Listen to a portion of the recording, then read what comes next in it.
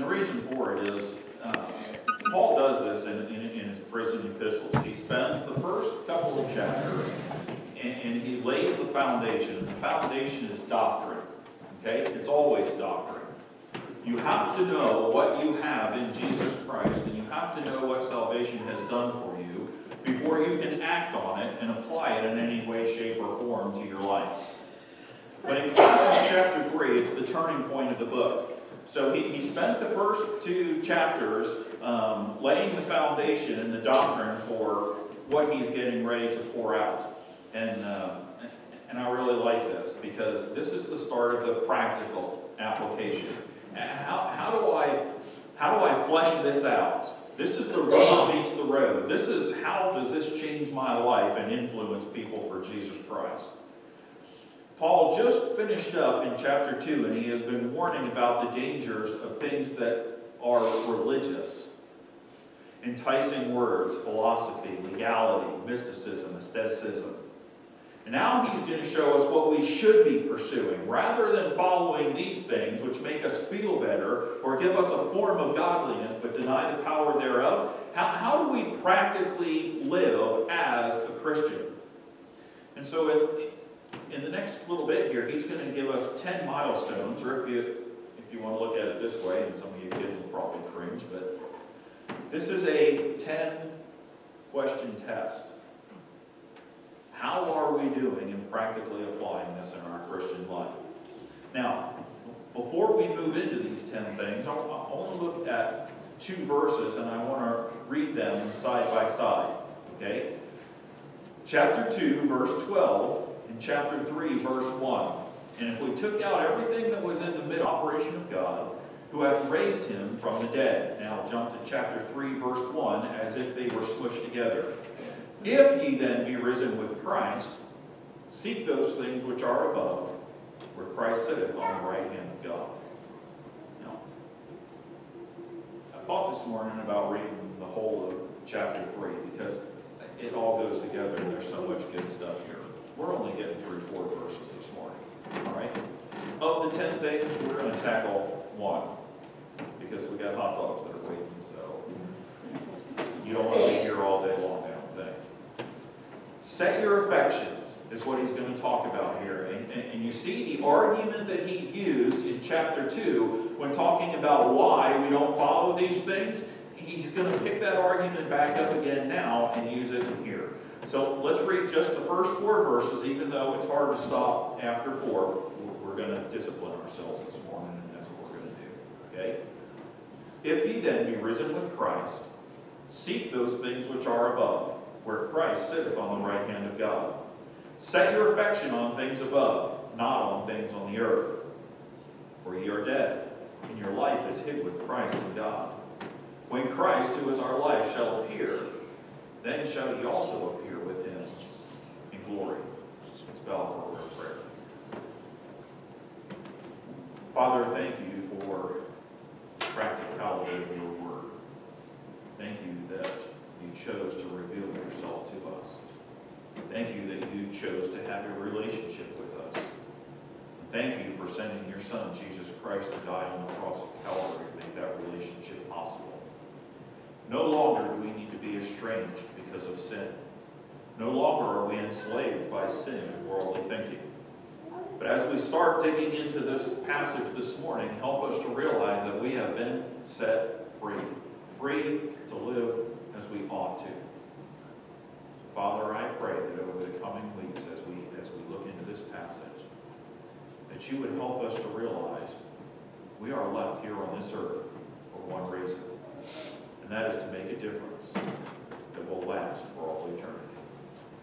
Help us to be effective ambassadors of the gospel of your Son, Jesus Christ. For it's in his name we pray. Amen. I wanted to title this whole section, Making a Difference for All Eternity. How do you make a difference? Paul is going to lay the groundwork in verse 1, and then he's going to build the first premise in verses 2, 3, and 4. The groundwork for this whole thing is this introduction of setting your affections. And I love the language that he uses because the verbs that he uses in verse 1 and the verb that he uses in verse 2 are linked together.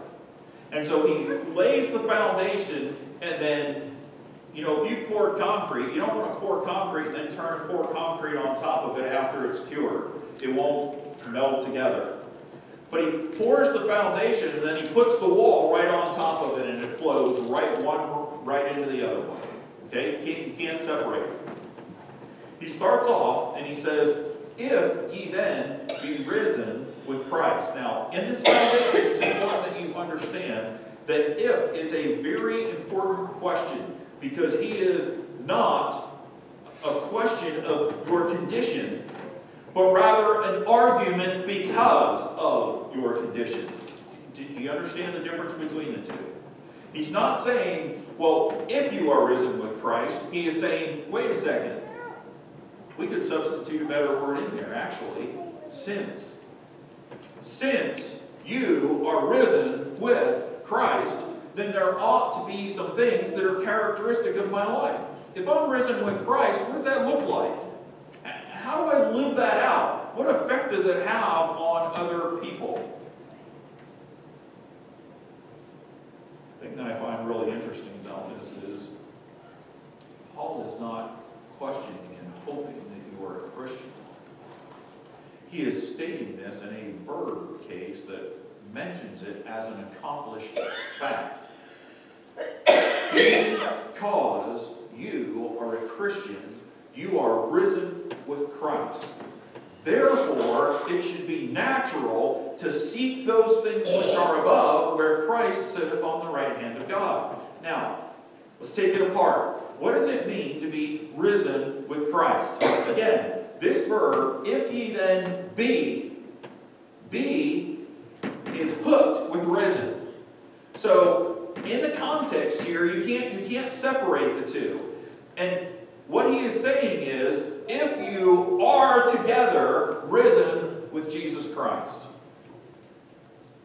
It's a very, very important word because it literally means co-resurrected.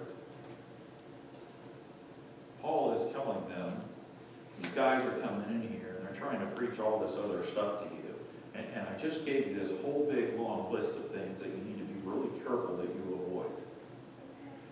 But don't spend all of your time studying and worrying and working about the things you ought to avoid. Now he's going to turn the page and say, let's get on with it. Now that you have the doctrine to know that this isn't right, spend your time co-resurrected with Jesus Christ. And then he's going to go down through the whole rest of this book, and he starts unfolding chapter after chapter after chapter of the book of how to make a difference for all eternity by being co-resurrected with Jesus Christ. Spiritually, we are joined in his death, in his burial, and in his resurrection. I want you to turn real quickly to a couple of passages. Galatians chapter 2, verse 20. Galatians chapter 2, verse 20. We read, I am crucified with Christ. Nevertheless, I live. Yet not I, but Christ liveth in me. In the life which I now live in the flesh, I live by the faith of the Son of God, who loved me and gave himself for me. Great verse, interesting passage. Because normally when you crucify someone, they're dead. I mean, you remember when we talked about the crucifixion of Christ, the Roman soldiers went to very careful pains to make sure that they were dead before they took them down off the cross. And yet he starts this off and he says, I am crucified with Christ. And everyone that he's writing to at this time period is thinking, no, wait a second. You're standing here talking to us and you're writing a letter to us. How are you crucified? And he said, but yet I live. It's an oxymoron.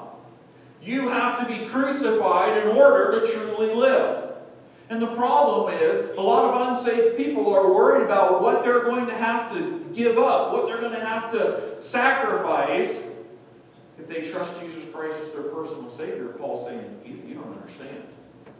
When you are dead to sin, you are so much alive in Jesus Christ. That's what he's saying. Turn with me real quickly to Romans chapter 6. Romans chapter 6. finish Colossians, I was thinking about it a little bit today, and I thought, I don't know. We have a year to get there, but if you want some input, you're welcome to. Verse 3 and 4.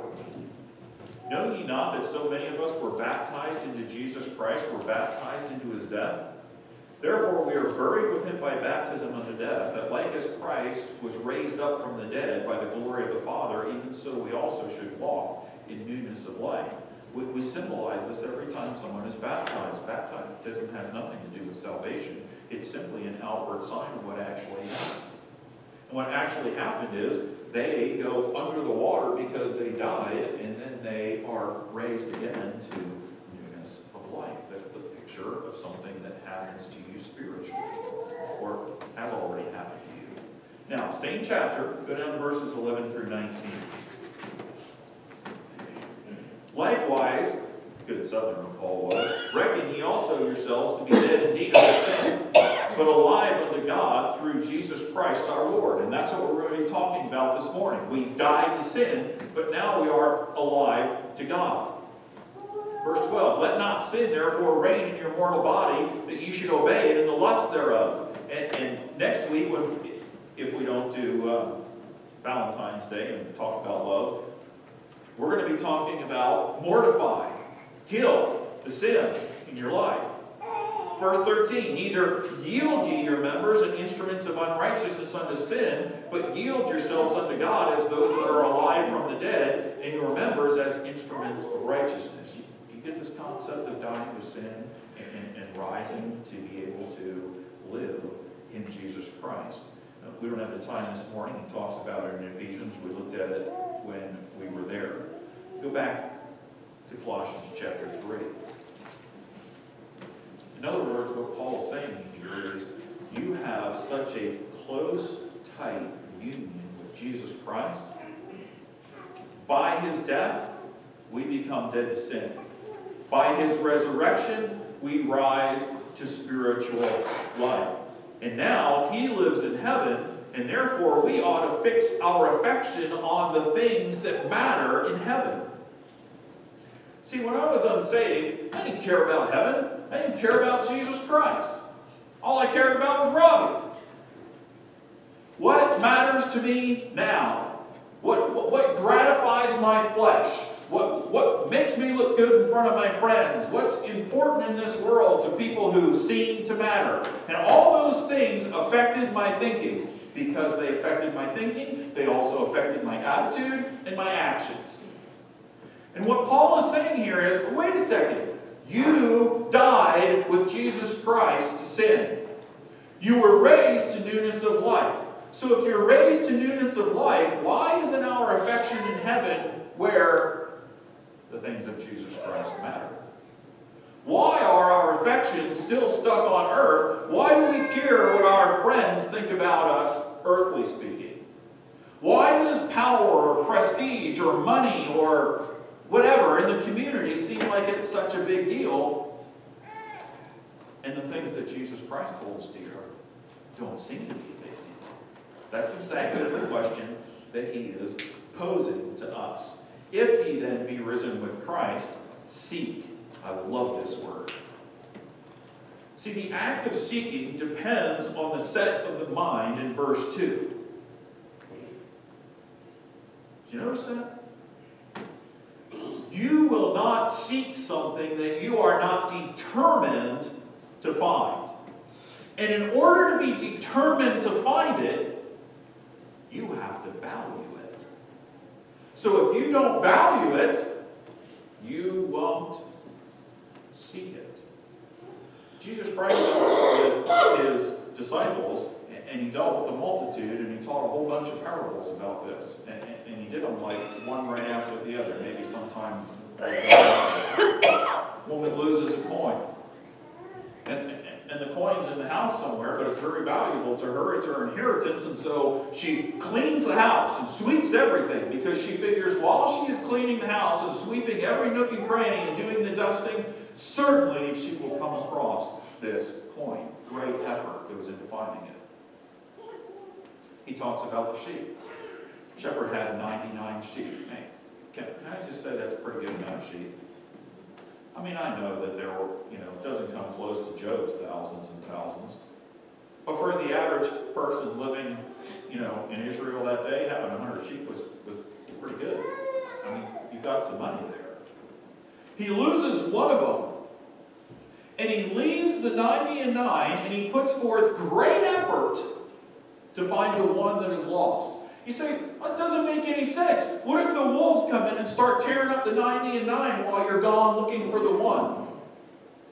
Listen, Jesus Christ pursues every single individual as if he died on the cross only for that individual. Every lamb in and of itself has great value to the chief shepherd. And there is not one sheep more important than the other. He died for every one of them. That's what he's trying to say. What do you value? The present tense of this verb is interesting because he is telling us this isn't something that happens at salvation and then poof, we're perfect. No. This is present tense. In other words, since you are risen, or because you are risen with Christ, continually seek those things which are above. What are the objects of pursuit and affection in your life? What do you value that's worth putting your time and worth putting your money and worth putting your effort into? Do you strive to secure them?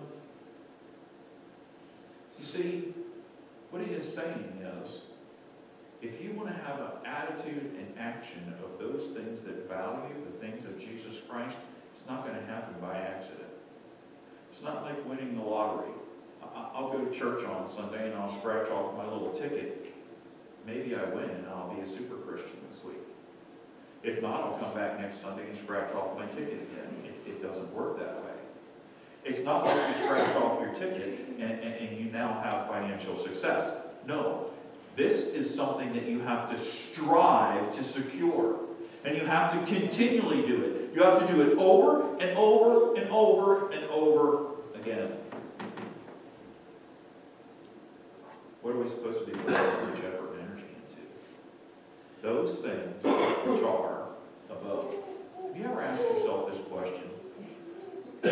What is valuable in heaven? What is valuable in heaven? My brother years ago sent me a comic strip, and I thought it was pretty funny. Man passed away, and he gets to heaven, and they ask him, what do you have in your bag there? As if you could take something to heaven. Oh, I have all my valuables. I have such and such. Well, if I were to let you bring in one thing, which would you choose? So the guy looks at his car, and he looks at his land, and he looks at all his other stuff, and then he decides he's going to take his gold. So he reaches in and he pulls out a gold bar, and he holds it out in front of him. And the angel responds, "You brought pavement?"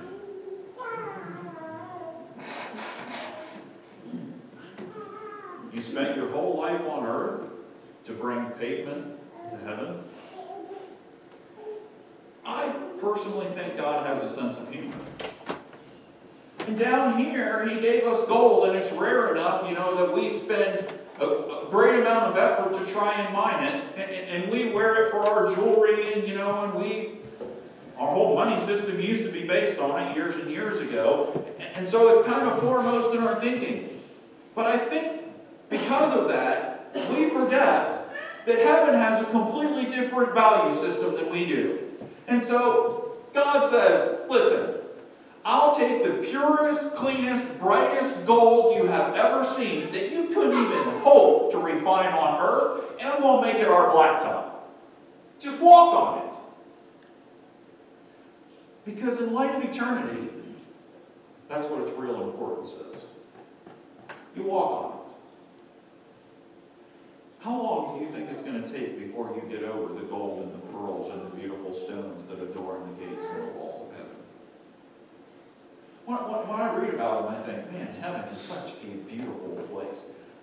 But I think, when I catch one glimpse of my your Savior, I'm going to care less what I'm walking on. And I'm going to care less what the walls are built of. Because the walls don't keep people in or keep people out. They're just pretty. We're talking about eternity here, folks. And so Paul is asking us the question, seek those things that are above. I'm not to be stuff-centered.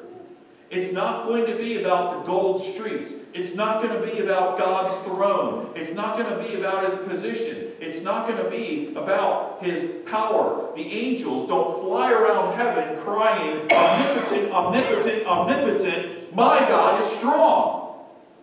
They fly around heaven crying what?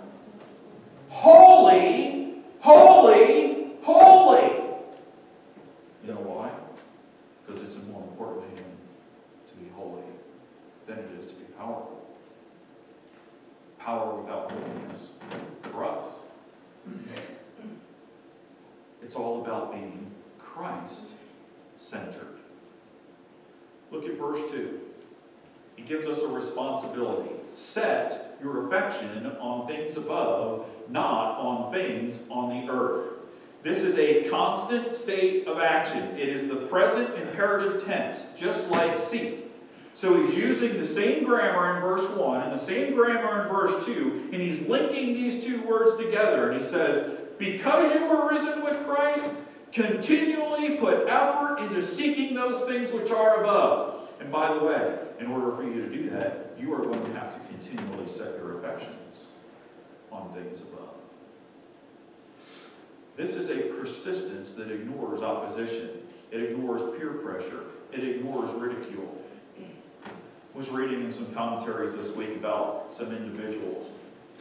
And the gentleman, I don't know his name, it's not that important, they found King Tut's tomb. And what he had to go through to find King Tut's tomb, and he was pretty sure he was looking in the right place. And everybody kept telling him, no, you're wasting your time, you're wasting your money.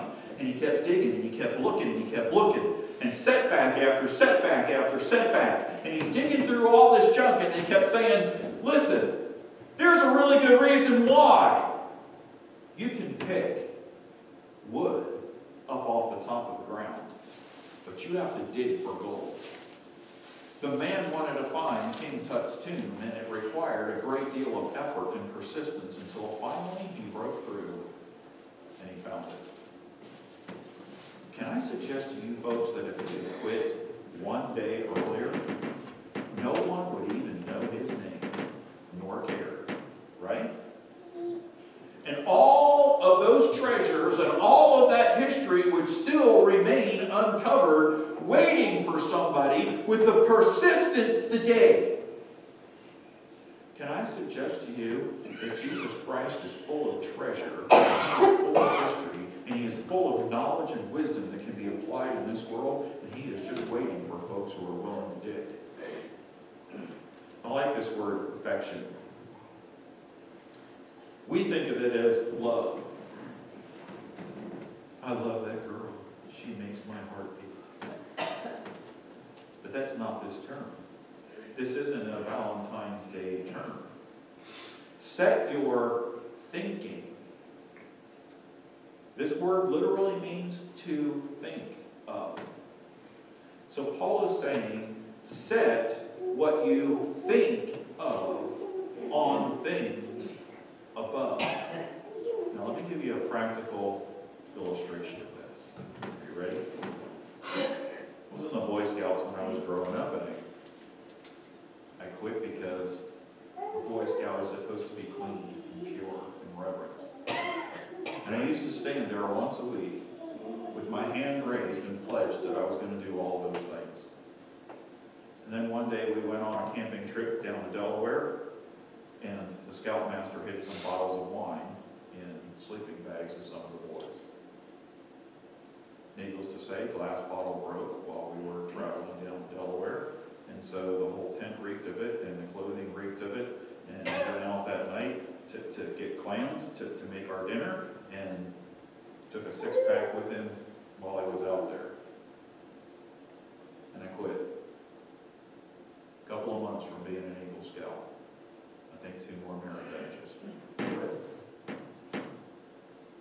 This is not what this is supposed to be about. But I love being a Boy Scout. And one of the things that I like doing is they give you a compass. And a lot of times a compass is one of those things that you take for granted. Except, we used to do compass courses, where someone would hand you a piece of paper, and you would go and try to find different items using a compass. And in order to do that, you would have to orientate yourself to a map. And we went over one time to a place called Nolly Forest, and they had different points that were already preset. This is before GPS. And you'd look at your compass, and you'd figure out where you were standing, you'd take a reading, and then you'd have to walk so many paces. And, you know, if you were right, you could find whatever it is that they hid for you at that compass point. And then you'd have to orient your compass again, and then you'd have to go to another one, then you have to go to another one, you have to go to another one. And can I tell you, the most frustrating thing in the world was to have 8 or 9 compass points and miss the second one. Because if you miss the second one, what happens to the third and the fourth and the fifth and the sixth? And you can spend your entire day running around. You say, why is this so important, brother? Because a compass always seeks what? North. You pull a compass out of your pocket, unless you had it near a magnet or you messed with it, you pull a compass out of your pocket, and the little red one, I like the fact that they painted the red for you to identify real easy, it swings right around the north, right? Now, what if you don't want to go north?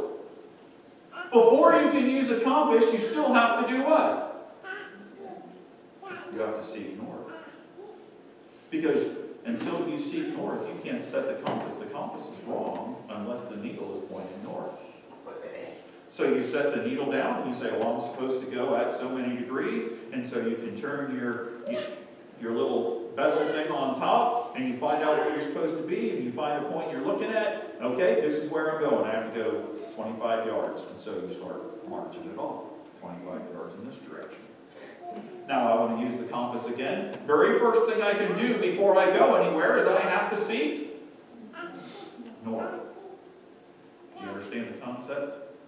He says, seek those things which are above. Brother, are you getting up a trainload to go to heaven right now? Because I got my whole life ahead of me. I'm not really ready to go. Can I suggest to you that if you want to be successful in finding any of the compass courses down here in life, you better make sure you find true north. You better set your affection on things above. And once the compass is set, now you can make wise decisions about everything else that's happening before you get there. Make sense? By the way, GPS works the same way. We get so used to pulling it out and it working. You have to set it at this point. Yeah, now I know where you are. If not, that's how you turn into a restaurant. If you are not going north, you still have to be aware of it to get everything else right. And Paul says if you want to get this life right, then you have to be aware of what's bound in heaven to set your affection there. Preoccupation with God. What are His plans? What are His powers? What is His purpose? What is His provision in my life? Now, really quickly, because we still have verses 3 and 4 to get to, and we're going to go faster. Go to Romans 12:2. Very, very familiar verse. But these next 2 verses are going to link this concept in your mind, I hope. Be not conformed to this world. That's what the world wants you to do. They want you to conform to their thinking. If I'm not going to conform to their thinking, then what am I supposed to do? Be transformed. That means to be changed. When you transform something, you change it to be useful. Out on a power pole out here, we have a transformer. What would happen if we hooked straight into one of the wires running along the top of one of these poles right here and hooked it up to these lights? Anybody know? Out here we have 7,200 volts running down through here. I know by the size of the insulators. If not, around in this county we either have 7,200 or we have 14.4 that they're using for the houses. Don't talk to me about those big structures that microwave your lunch when you walk under them. Out here we have 7,200 volts. If you ran that into these lights use what? 110 Big difference. So what does a transformer do? It takes 7,200 volts and makes it 120, 110, and 220 so that it is usable. Do you understand what Paul's saying? He says you have to be transformed. Because if you are under worldly thinking, then you're not usable for Jesus Christ. You're not effective. So what transforms me? By the renewing of your mind, that ye may prove what is that good and acceptable and perfect will of God. You want to know what the will of God is? Transform your thinking. Set your affection on things above. And go to Philippians 4:8.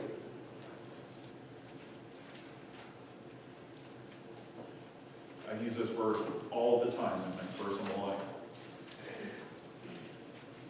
Read it for you real quickly. Finally, brethren, whatsoever things are true, whatsoever things are honest, whatsoever things are just, whatsoever things are pure, whatsoever things are lovely, whatsoever things are of good report, if there be any virtue and if there be any praise, think on these things.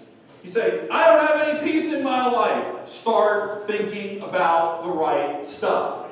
I'm fighting bitterness. Start thinking about the right stuff. I don't value other people. Start thinking about the right stuff. I have no love for the lost. Start thinking about the right stuff. See, the problem is, if our transformed thinking isn't right here, then we're probably not transformed.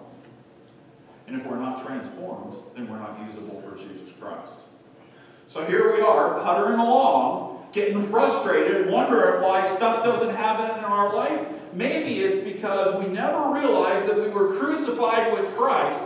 And so my flesh and the worldly desires is dead, and now I'm raised to newness of life, and that changes when my thinking changes. How many times have you had somebody come to you and they're all bent ass shaped, they're worked up about something, and you think, wait a second, is this honest? Is it true? Is it lovely? Is it pure? Is it a good report? Is there any virtue in this? Is there any praise in this? He is giving us a practical measuring stick. Now, go back to Colossians chapter 3. Set your affections on things above, not on things on the earth. That's our transformed thinking. And here we hit verses 3 and 4. For ye are dead, and your life is hid with Christ in God. What he's going to do is he's going to use these two verses, and he's going to tell us the reason why the responsibility of verse 2 is so important. And the first reason is he says, we died with Christ. We already talked about it. Broke the bondage to sin, and he set us free from worldly thinking. So I no longer should have that influence in my life. The second reason, I identify with Christ. Your life is hid with Christ in God. Now, this is eternal security. Why? Because the term hid means to hide a treasure in a buried, secure place. You know why the pirates used to always hide their treasure? You could walk right over top of it and what? Never even know it's there. If you just took it to a deserted island and chunked it down under a tree and tied a big flag to the tree, somebody sailing by would be like, whoa, dude, somebody left a flag over there. They go, check it out, look at the treasure. But if you hide it, then nobody usually even knows it's there. How in the world can they steal it? Now, this term is awesome because what he is saying is our salvation is kept in heaven by Jesus Christ. That's exactly what he's saying. See it? For you are dead from your trespasses and your sin, and your eternal life is buried secure with Jesus Christ. Where's Jesus Christ? How do you know? Because verse 1 says, where Christ sitteth on the right hand of God. So if somebody comes to you and starts questioning your salvation, wait a second. Your salvation isn't based in you, it's based in whom? And He's in. So if they're not in heaven with Him, how can they possibly affect your salvation? Do you see what He's saying? Now, you take that thinking, and when you take that thinking and you realize the freedom that it gives you in Jesus Christ, it starts to change how we think about everything that happens down here. Remember, Paul's writing to these guys because you've got the Judaizers coming in and you've got the Gnostics coming in. They're saying, okay, Jesus Christ plus. And he has just spent 2 chapters talking about the sufficiency and the supremacy of Jesus Christ. And now he turns around and he says, you realize that your salvation is buried secure in Jesus Christ, and He's seated at the right hand of God the Father. I'm pretty sure you're not losing your salvation. But he goes on. Talks about abiding. When Christ, who is our, what? This is the abiding principle. This is the vine and the branches. Again, he brings it out. 2 Peter 1:4 says, you are partakers of Jesus Christ. When you partake of something, you share in it. We're getting ready to go eat some food. Anybody in here planning on eating all of it? I hope not. I got a meeting right afterwards with the band. It'd be nice when I got there to be able to partake with you. Right? That's because there's enough for everybody and we eat some of it together. Philippians 1:21. Do you come alive when you talk about the Bible? Do you come alive when you talk about church? Do you come alive when somebody brings up the name of Jesus Christ? Do you really get excited when there's an opportunity to share the gospel? Or do you have a tendency to get more excited about sports or work or vacation? And while none of those things are wrong, if we set our affection on things above, then things above become a whole lot more important than things down here. Not that we can't enjoy things down here. He goes on. Then who is our life, shall appear. Third reason, Christ is coming again.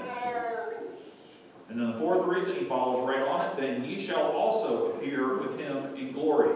We are going to be glorified sometime. I don't know when it's going to be. He could come today. He could come before we finish our service. He better come quickly because we're almost done. Christ is our life and our glory. Why would we not be moving in that direction? I was at a teacher's convention one time and I heard a gentleman from Maranatha Baptist Bible College share. He is a Bible professor there. And he said, when we are glorified, some people are going to take a little tweaking because they spent their whole life trying to be conformed to the image of Jesus Christ. But other people have wasted their whole life. They still get changed into the same image, right? But that's not like a little tweaking.